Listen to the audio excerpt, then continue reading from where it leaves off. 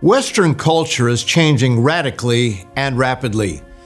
Collective belief in the God of the Bible is clearly waning, as shown in numerous surveys.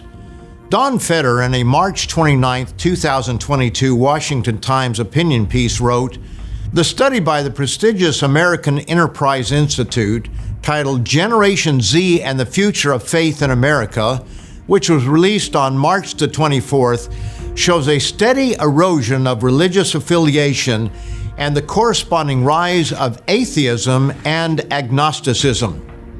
Some may question whether this trend is harmful to our modern nations, but Feder warned, this just published survey of the decline of religion in America should set off alarm bells in our heads.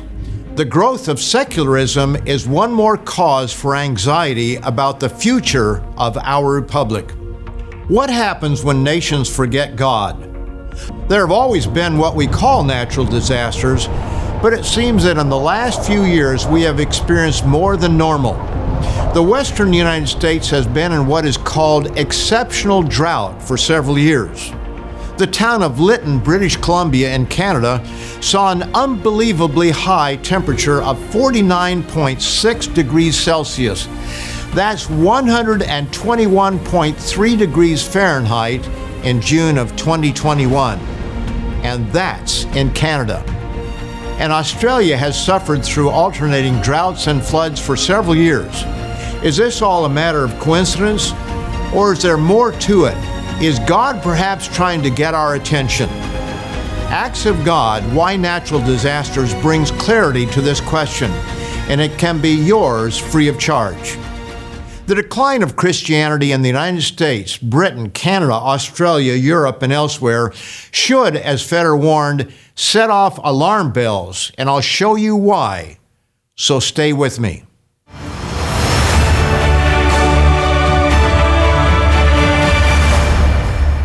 A warm welcome to all of you from Tomorrow's World, where today I'm discussing what happens when nations forget God.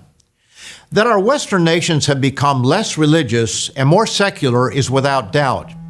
As Don Feder pointed out in the Washington Times, Generation Z, those born between 1997 and 2012, is the least religious in our history. And it's not only the United States. The United Kingdom has been on a long slide away from God for decades. A religious media center online briefing discussed the early findings of the 2021 census. In the UK, the panelists expected that the results of the 2021 census, which are due to be published in the spring, would show significant changes. Those significant changes include a decline in religious interest, but panelists pointed out that the decline is not even across the board. According to Bishop Mike Royal, in many communities, he said, religion was more important than ever. 60% of people in church in London on any given Sunday were black. There was a huge explosion of black-majority, black-led churches, and the Nigerian-led Redeemed Christian Church of God was the fastest-growing denomination in the UK. According to this same source, the census is expected to show the following changes over the last decade. In 2011, the census showed 59% said they were Christian, 25% no religion, and 5% Muslim. But in 2021, it is widely expected that the number identifying as Christian may dip below 50%, and the number ticking the non-religious box will rise. Overall, whether the United Kingdom, Europe, Australia, Canada, or the United States, secularism is on the rise and religion, especially organized Christian religion, is in decline. Some think this is a good thing, and the idea is not new. Remember Imagine, the popular John Lennon song, which is now more than 50 years old? Lists vary, but according to rateyourmusic.com, Imagine was the #1 song of the 20th century. Imagine there's no heaven, it's easy if you try. No hell below us, above us only sky. Imagine all the people living for today. Well, we hardly have to imagine anymore, as each generation seems to outdo the last when it comes to casting off belief in God and living only for today. Imagine there's no countries. It isn't hard to do.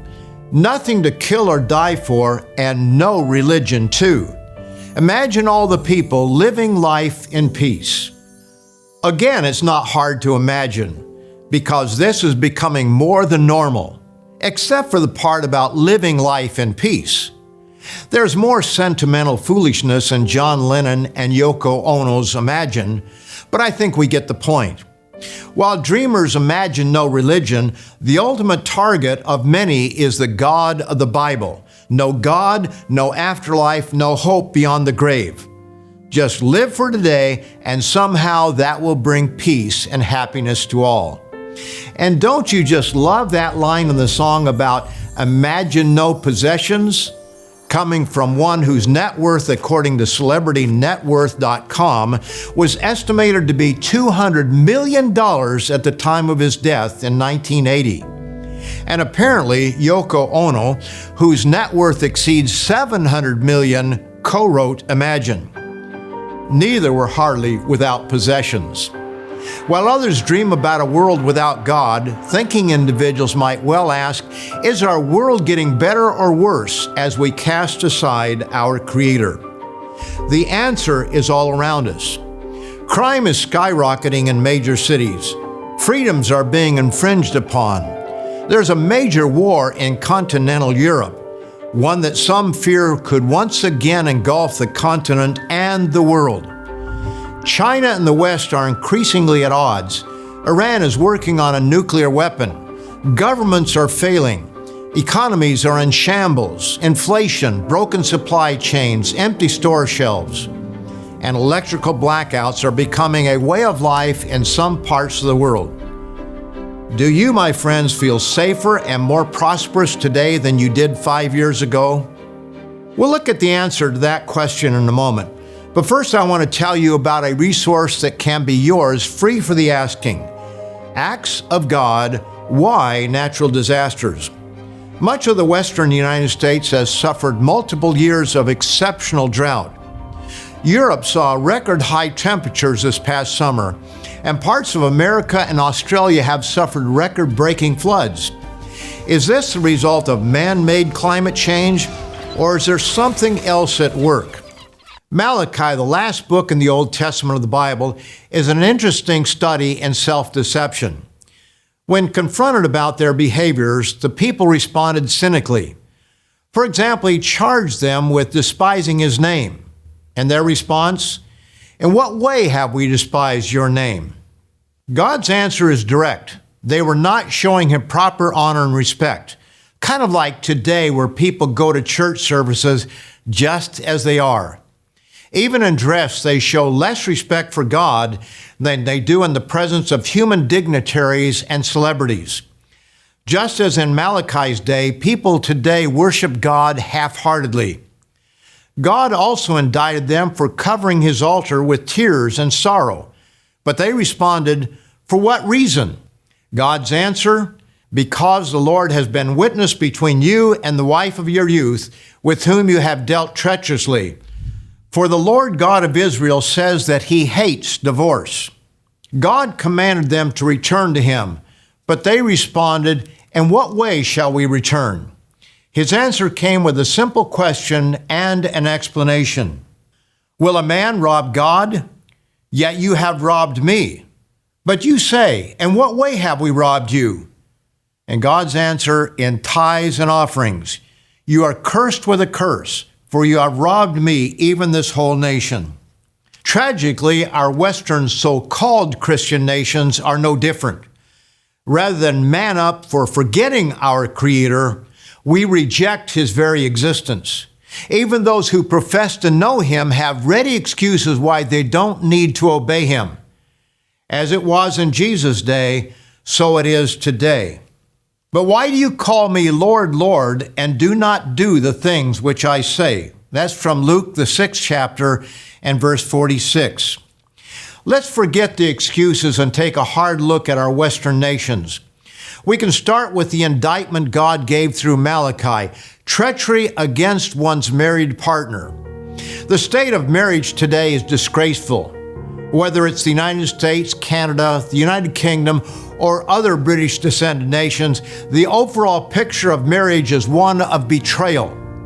According to Finances Online, the three leading causes of divorce in the United States are lack of commitment, 75%, infidelity or extramarital affairs, 59.6%, too much conflict or arguing, 57.5%.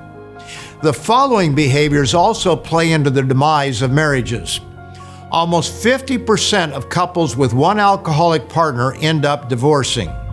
Couples who have been living together prior to marriage face a 40% increase in the likelihood of divorce.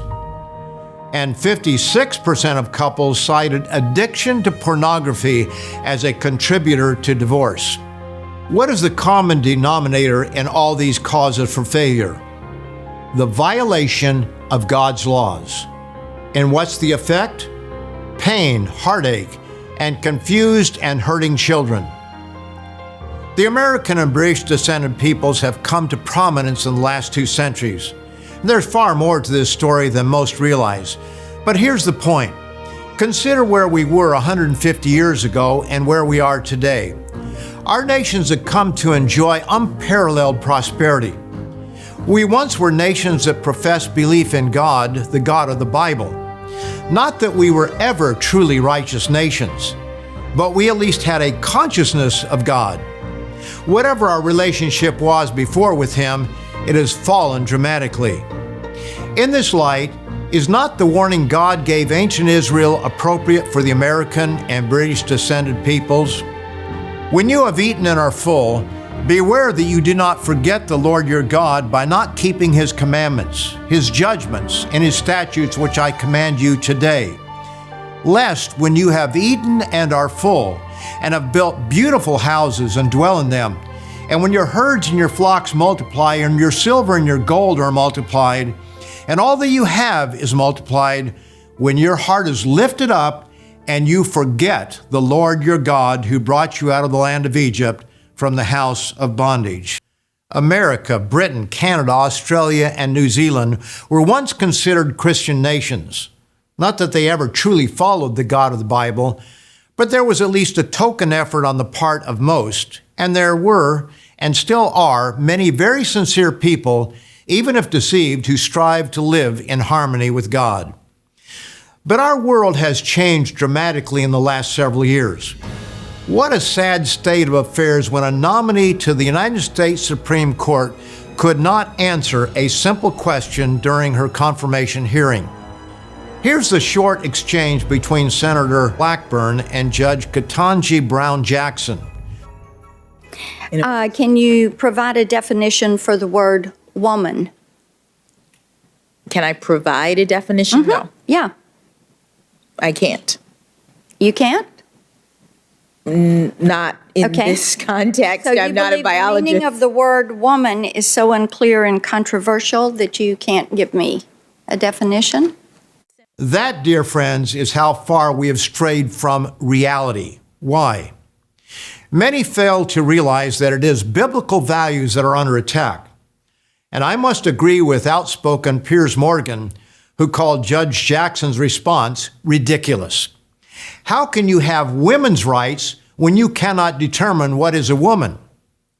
I'm personally at a loss for words to describe the insanity afflicting our nations. Women, whatever they are, must compete in sports against men, whatever they are, who think they're, well, I think you get the point. And they use the same locker rooms. Mothers take their toddlers to libraries where drag queens read stories to them. Man, woman, mother, father, husband, wife, all these terms are under attack. Universities and businesses require students and employees to refer to others by a list of preferred pronouns, the length of which is so long that only a memory expert could remember them all. Cancel culture is reserved for any who refuse to enter a person's delusions and fantasy world. The insensitive are sometimes required to go to the corporate gulags for sensitivity training. This is America, Canada, and Australia, countries whose citizens are increasingly rejecting the God who created them. The degree to which biblical norms of male and female are being rejected is shocking. But this was predicted long ago. Jesus tells us in Luke, the 17th chapter, beginning in verse 26, "And as it was in the days of Noah, so it will be also in the days of the Son of Man. Likewise, as it was also in the days of Lot. They ate, they drank, they bought, they sold, they planted, they built. But on the day that Lot went out of Sodom, it rained fire and brimstone from heaven and destroyed them all. Even so will it be in the day when the Son of Man is revealed." The days of Noah are summed up in Genesis, the 6th chapter. Notice what it says in verse 5. "Then the Lord saw that the wickedness of man was great in the earth, and that every intent of the thoughts of his heart was only evil continually." We read in verse 11 the result of man's wickedness, "And the earth was filled with violence." The cities of Sodom and Gomorrah were known for gross sexual immorality. God inspired the Apostle Paul to record for all time the consequences of man rejecting his Creator. After explaining this rejection and the suppression of truth, he explains, "And even as they did not like to retain God in their knowledge, God gave them over to a debased mind, to do those things which are not fitting, being filled with all unrighteousness, sexual immorality, wickedness, covetousness, maliciousness, full of envy, murder, strife, deceit, evil-mindedness." Paul also warns those who approve of those who practice them, that is, these ungodly behaviors that he mentioned. These are the ones who cowardly go along with this foolishness. Sadly, corporations and individuals are only too eager to jump on the bandwagon, but the consequences of our forgetting our Creator will be catastrophic. Jesus warned that the world would come to the brink of universal destruction. Noted in Matthew, the 24th chapter, beginning in verse 21. "For then there will be great tribulation, such as has not been since the beginning of the world until this time, no, nor ever shall be. And unless those days were shortened, no flesh would be saved. But for the elect's sake, those days will be shortened." We've read this passage many times on this program, but do we really get it? Do we understand what it is saying? Do we understand the consequences of our behaviors? I'm going to take a short break to give you an opportunity to take down our contact information to order our free resource, Acts of God, Why Natural Disasters, before giving you more specifics from the Bible of what is ahead because our nations are rejecting our Creator. Some of those consequences involve weather, earthquakes, volcanic eruptions, and other natural disasters on a scale and frequency never known by man. All of this is recorded in the Bible for the end of the age. The warnings have been there for anyone willing to open the Bible and read it. When people no longer understand the difference between male and female, and when every intent of the thoughts of their hearts are only evil continually, disaster is on the way. Life for those of us living today in Western nations is better physically than at any time in the history of man. But God gave this warning to ancient Israel when they would experience a similar time.